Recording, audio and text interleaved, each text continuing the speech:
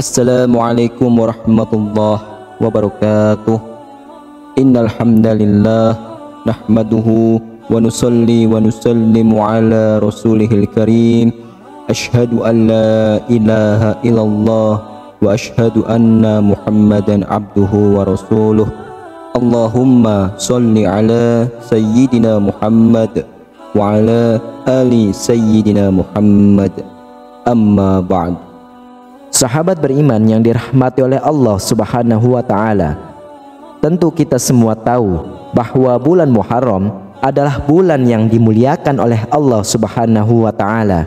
Saking mulianya bulan Muharram dijuluki dengan Syahrullah, yaitu bulan Allah, di mana kita sangat dianjurkan untuk memperbanyak amal kebaikan.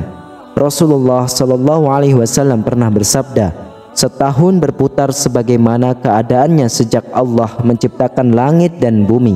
Satu tahun itu ada 12 bulan, di antaranya ada 4 bulan haram atau suci. 3 bulannya berturut-turut, yaitu Zulqaidah, Zulhijjah, dan Muharram. 1 bulan lagi adalah Rajab Mudhar yang terletak antara Jumadil Akhir dan Sya'ban. Hadis riwayah Imam Bukhari dan Imam Muslim.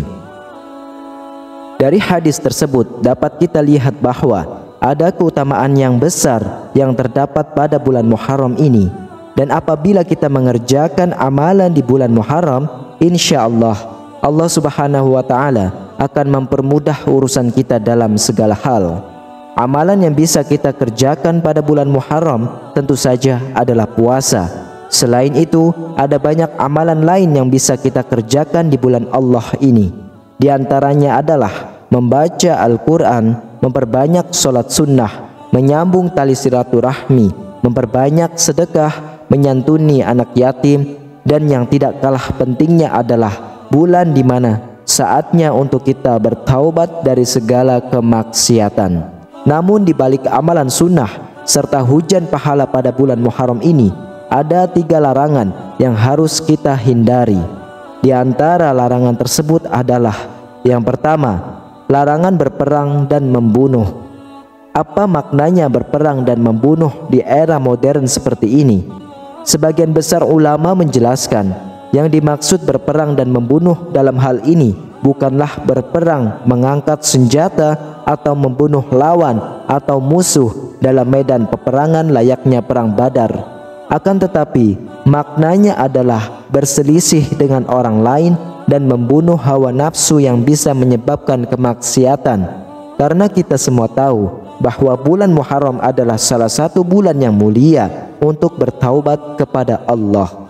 Oleh karena itu, hindarilah sebisa mungkin hal-hal yang bisa menyebabkan perselisihan antara sesama, dan bunuhlah hawa nafsu yang bisa menjerumuskan kita ke dalam keburukan. Yang kedua adalah larangan menzalimi diri sendiri dan orang lain. Yang dimaksud menzalimi diri sendiri adalah melakukan perbuatan yang tidak sesuai dengan syariat agama Islam. Misalnya adalah menyekutukan Allah, menyombongkan diri dengan harta kekayaan ataupun jabatan, bersikap angkuh dan lain sebagainya.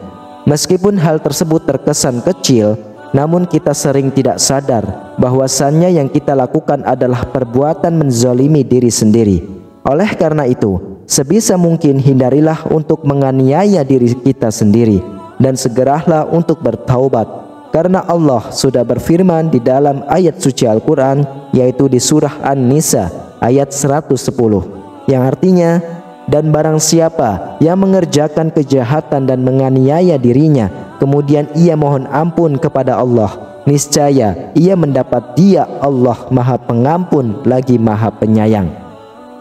Lalu menzalimi orang lain yang kita lakukan tanpa sadar, contohnya adalah ghibah atau membicarakan keburukan orang lain, berbohong, menipu, berkhianat, mengambil hak orang lain, mengadu domba, bahkan sampai memfitnahnya. Oleh sebab itu, di bulan Muharram ini mulailah kita untuk mengurangi hal-hal tersebut sedikit demi sedikit, dan teruslah meminta ampunan kepada Allah Subhanahu wa taala. Karena hanya dengan meminta ampunan, insya Allah hati dan pikiran kita akan menjadi jauh lebih bersih.